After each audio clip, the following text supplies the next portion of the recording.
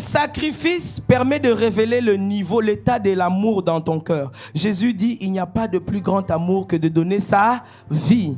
Et plus tard, Jésus va même dire aux disciples, vous m'appelez maître, maître, mais vous ne faites pas ce que je dis. Et la Bible va ajouter, vous m'honorez des lèvres, mais vos cœurs sont éloignés. Donc, pour montrer que tu aimes, que tu honores, que tu apprécies, que tu admires, en réalité, ça se voit par le niveau de sacrifice. Troisième élément, le sacrifice peut être aussi le test qui va révéler ton niveau d'humilité. Plus tu es humble, plus tu peux faire certains sacrifices qu'une personne orgueilleuse ne va pas accepter de faire. Et le modèle par excellence, c'est Jésus. Voilà pourquoi je découvre que les gens qui viennent me demander comment je fais pour développer l'humilité, acceptent de sacrifier des choses, acceptent de vivre une vie de sacrifice. Plus tu sacrifies, en réalité, tu fais preuve d'humilité. Parce que celui qui est orgueilleux ne lâche rien. Celui qui est orgueilleux a toujours raison. Celui qui est orgueilleux pense qu'il fait toujours bien. Celui qui est orgueilleux pense qu'il n'a rien à apprendre. Celui qui est orgueilleux ne peut pas s'abaisser. Celui qui est orgueilleux pense qu'il est au-dessus des autres. Donc c'est le sacrifice qui peut prouver ton niveau d'humilité. Et le modèle par excellence, c'est Jésus le Christ. Lisons dans Philippiens 2, 5 à 8.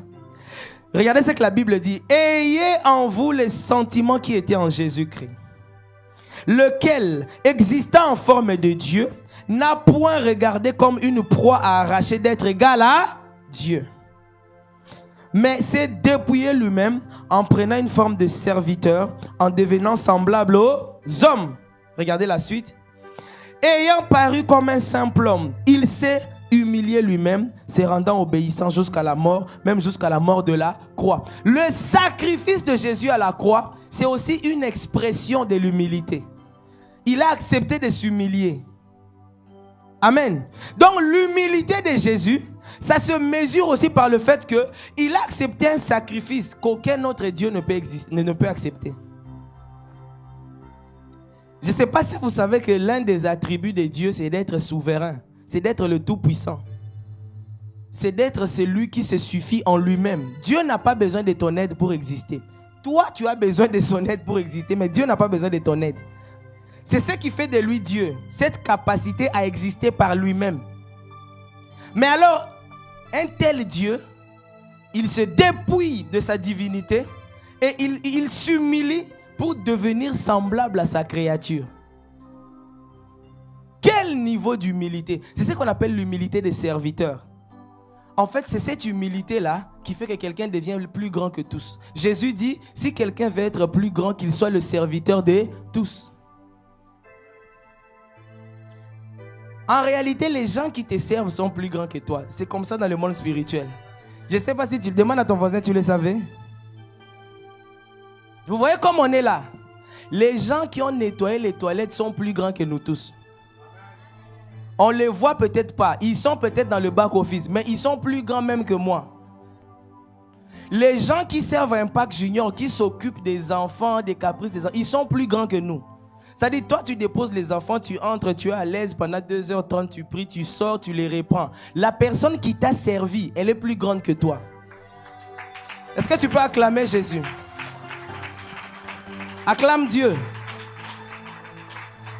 Parce que le monde spirituel ne fonctionne pas toujours comme le monde humain. Le monde, j'allais dire, matériel ou physique.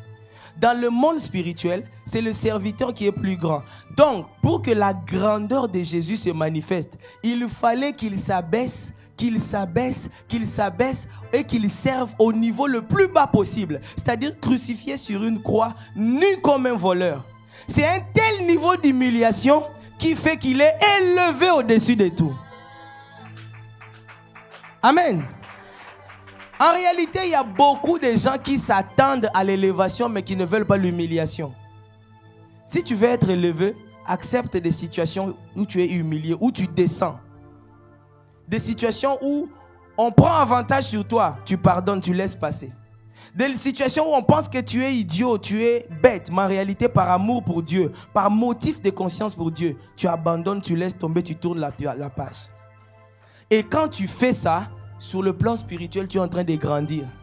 Vous savez, c'est l'un des tests faciles que je fais avec certaines personnes. Je leur dis, tu ne parles pas avec telle personne ou bien tu ne t'entends pas avec telle personne. Je lui dis, entre toi et cette personne-là, la personne qui va aller demander le pardon en premier, c'est cette personne-là qui est spirituellement supérieure. Beaucoup de gens, je ne sais pas si vous... Je sais que tu le sais, je sais que ton voisin le sait, mais il ne le fait pas. Ah non, pourquoi moi je vais parler en premier? Pourquoi c'est toujours moi? Pourquoi est-ce que lui ne peut... Pourquoi c'est pas elle qui peut venir aussi? Chaque fois que tu vas en premier, que tu aies raison ou tort, chaque fois que c'est toi qui vas en premier dire à l'autre, je demande pardon, je veux qu'on arrange, ou je veux qu'on s'entende. Spirituellement, tu viens de prendre de l'ascendant sur la personne. Le problème, c'est que humainement, on va t'appeler idiot. On va t'appeler faible. Et si la personne à qui tu demandes pardon est encore païenne, elle va même penser que tu es sa victime. Mais en réalité, sur le plan spirituel, c'est lui qui pardonne en premier, prend de l'ascendant.